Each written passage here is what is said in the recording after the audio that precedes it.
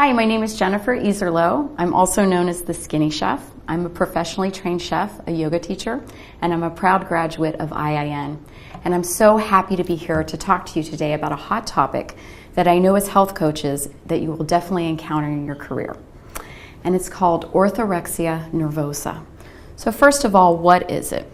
Orthorexia is a condition where people have an unhealthy obsession with the quality or purity of their food. And before I go into more detail about this condition and talk a little bit about my strategies to avoid it, I want to tell you a little bit more about my own personal story.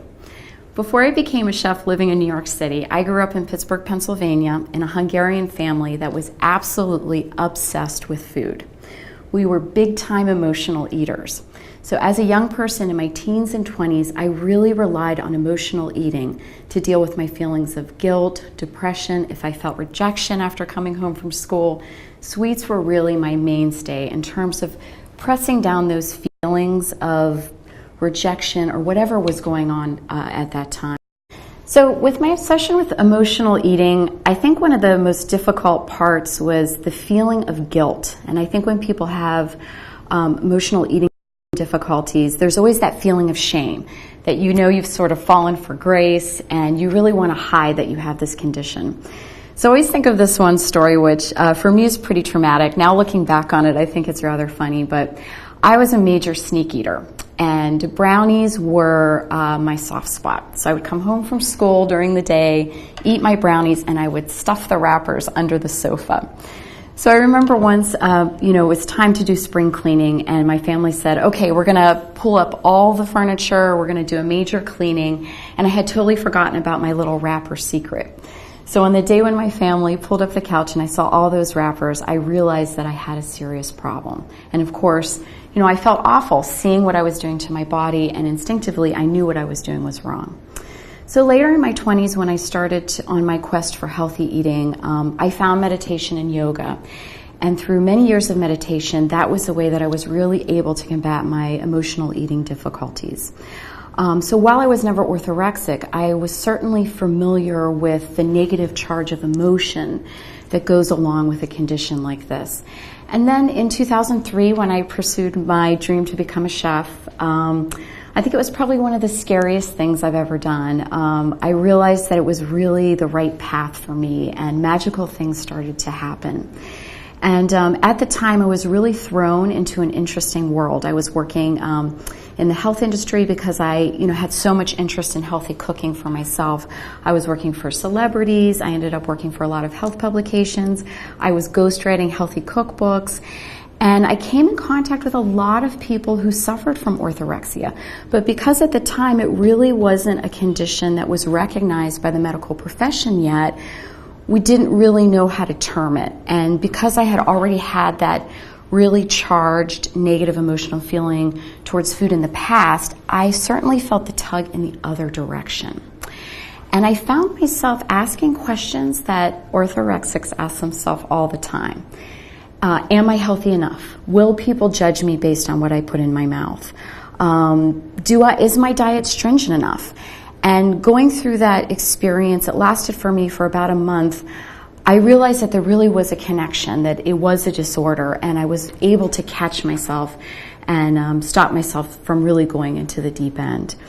So why do people become orthorexic?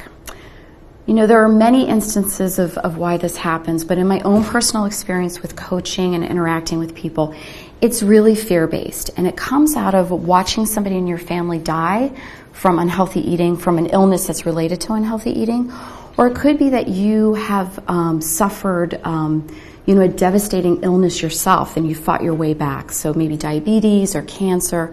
So healthy eating has sort of turned into a quest for people, and because they aren't able to deal with the fear and anxiety that's attached to that, usually it can develop into orthorexia. And orthorexia is also a way for people to control their lives.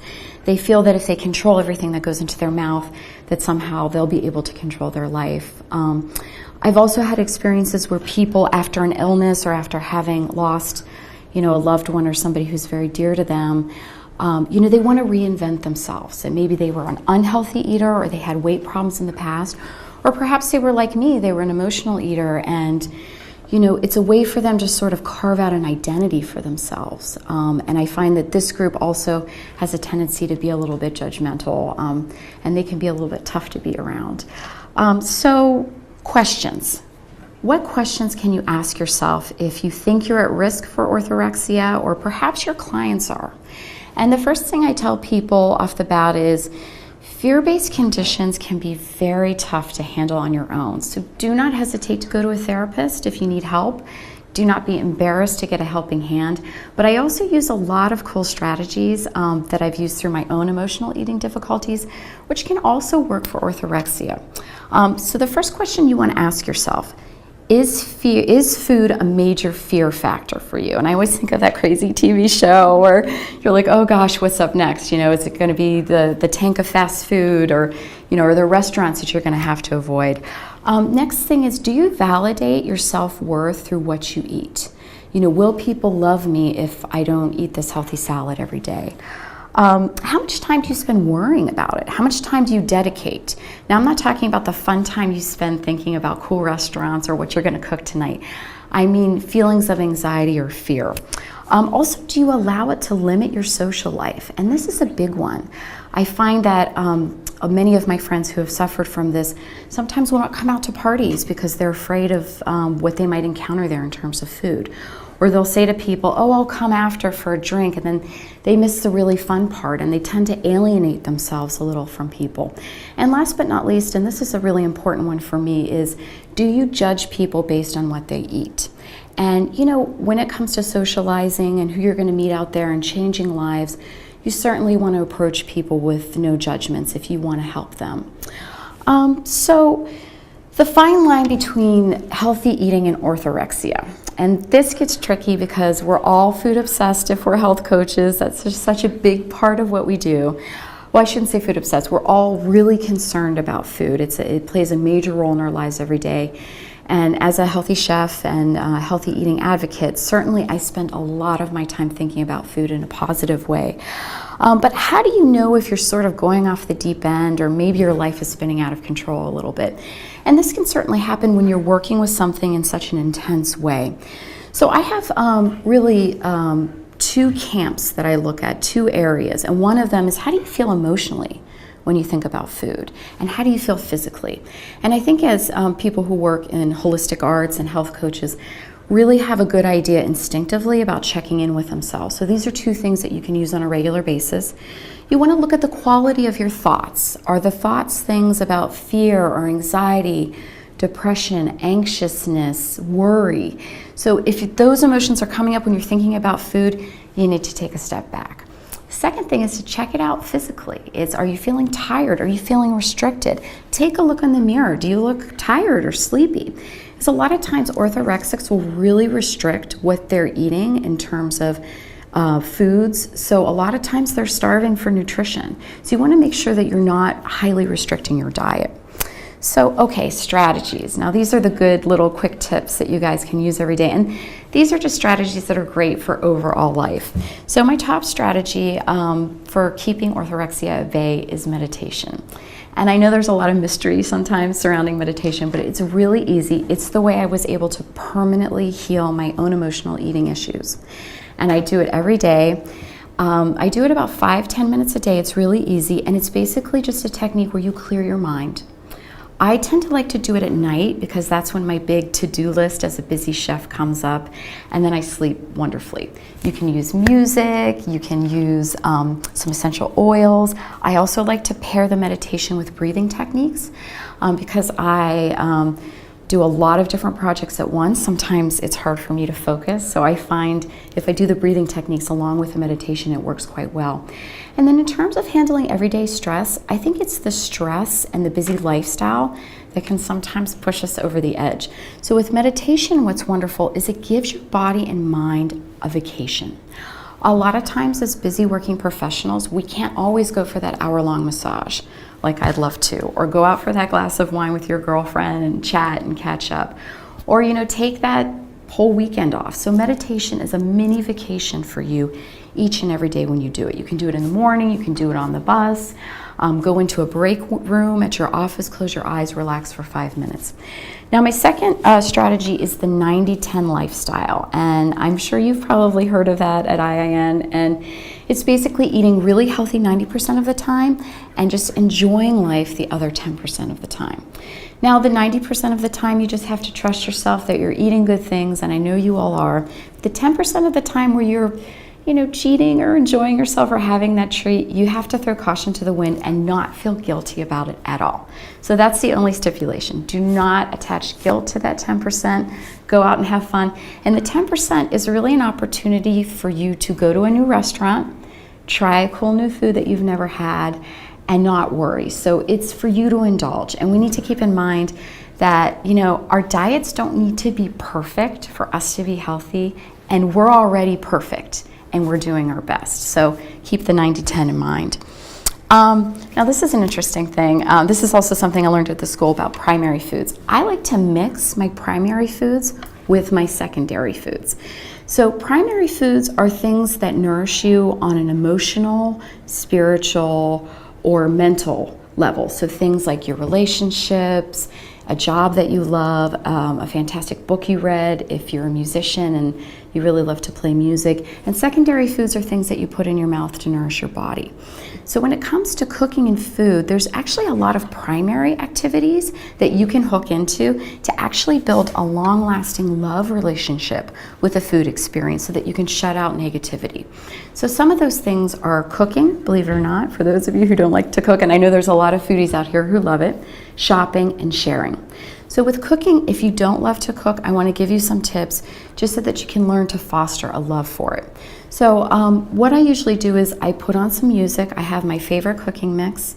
I light a candle. If I'm not too tired, I might have a little glass of wine where I'm cooking.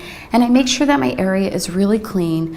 And I also make sure that I have all my groceries set in my fridge and ready to go so that there's not rushing around. I certainly don't want any of that energy to go into the meal. And then I tune out the world. I listen to my music. I start chopping.